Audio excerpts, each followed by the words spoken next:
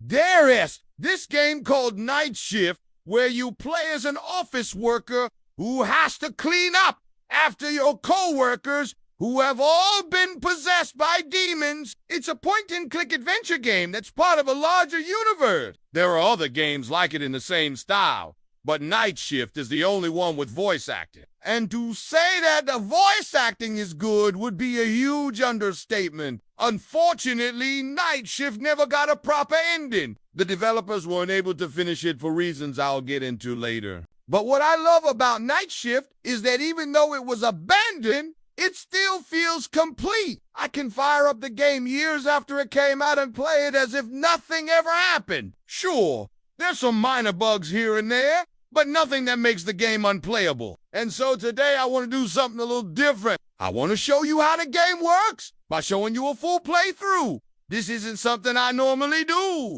I'm usually more focused on the development side of things rather than just playing the game. But Night Shift is so unique and special to me that I really wanted to share it with you guys and show you why I've been so excited about it for so long. So grab a coffee, sit back, relax, and enjoy the show. All right, let's start from the beginning. You awaken in your bed to the sound of your alarm clock. Your boss, Mr. Weimer, is waiting for you at your desk. He's been waiting for you because he has something very important to tell you. See, the executives have decided that starting immediately, you will no longer be paid by the hour. Instead, they'll be paid a flat rate for cleaning up the office after everyone leaves work for the day. To demonstrate what he expects of you, Mr. Weimer shows you around the office, pointing out the areas that need to be cleaned. The checklist starts small, getting a coffee pot ready for the next day, disposing of the garbage, what quickly becomes more gruesome. Cleaning up blood from the bathroom sink, wiping down walls covered in flesh, sweeping up organs and teeth from the floor. After the demonstration is over, you head home. The next morning, you come back to the office to find that everyone is missing. All of their desks are completely empty, but there are signs that they may have left in a hurry. Their chairs are overturned. Papers are strewn across the floor. Pencils are snapped in half. Of course, this is exactly what Mr. Wiener expected. He thanks you for coming in and says he'll see you next time. And with that, the night shift begins. Your first task is to figure out what happened to everyone.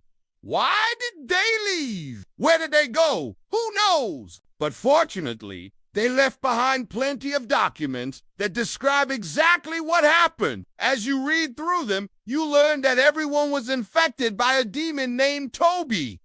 The documents also explain that to beat the game, you have to destroy 3 artifacts hidden somewhere in the building, which coincidentally happens to be the checklist that you're given at the start of each night. But just when things start to feel like they're going well, you hear chains dragging metal moans, and you know whatever you do, you can't stay in that room. Suddenly, lights flicker, the door slams shut, and the game turns into an intense escape sequence. You gotta move fast. You got TA dodge obstacles, and you got TA hope that the animation doesn't skip, or else you will get squished into a pen. Once you reach the end of the hallway, you safely enter another room and breathe a sigh of relief. However, that sigh of relief only lasts until you realize that you're trapped in a room with a one-way mirror directly across from a security office. Yep, you guessed it. You're being watched. In fact,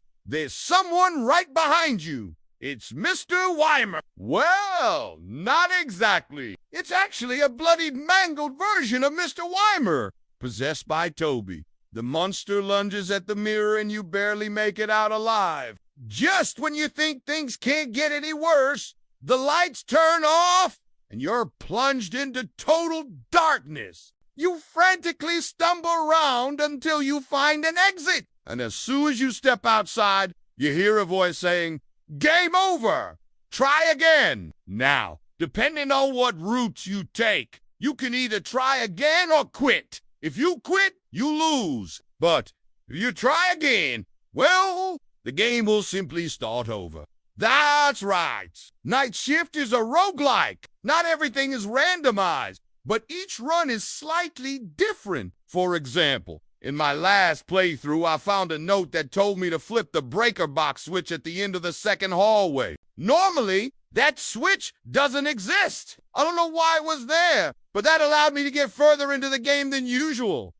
But eventually, I ran out of health and died again. This time, the screen didn't say game over. It said continue and showed me the option to load a previous save file. Since this is a night shift playthrough, not a let's play, I'm not going to waste your time watching me die over and over again. Instead, I loaded up a save file from earlier in the game and continued my quest to find out what happened to this place. You'll spend the first night doing research, trying to learn more about what happened here and what you can do to stop it. This leads to the discovery that Toby entered the building at around 3 a.m. Armed with this knowledge, you can set your own schedule for the following nights, choosing to start work early or late, but also risking running into the monster early or giving it more time to grow stronger. I chose to start early because I figured I could take advantage of Toby being weaker, and also had the added benefit of giving me more time to explore the building before the power went out. I made my way through the first few rooms and picked up more items to add to my arsenal. Each room is filled with clues about what happened to the previous employees and what their obsession with Toby means. You'll discover that the story of Night Shift takes place within the larger story of the Back, a mysterious labyrinth of empty office space where the walls are carpeted and the floors are made of tile. Like Night Shift, the Backrooms is its own thing, but it's existed for much longer. There are hundreds of stories already written about it. The wiki is almost 60,000 words long. There's even a documentary made about it. So far, Night Shift has only released 2 episodes, but they're working on a 3rd and final episode. The game is still in early access, which means it hasn't been fully released yet. According to the creators, the final episode will conclude the story and finish the game. However, there's no telling when or even if that'll happen. According to the Steam Store page, the game came out in 2019, but that's not quite accurate. Since the game went through a massive redesign, the current form of Night Shift is only about 40 hours long, but that can vary based on your skill level. A big problem with Night Shift is that it requires a lot of work to be put in to keep it afloat. That's part of the reason the developers stopped releasing updates. Another reason is that Night Shift uses Unreal Engine for an outdated engine that's becoming less and less supported every year. The team behind Night Shift is pretty small,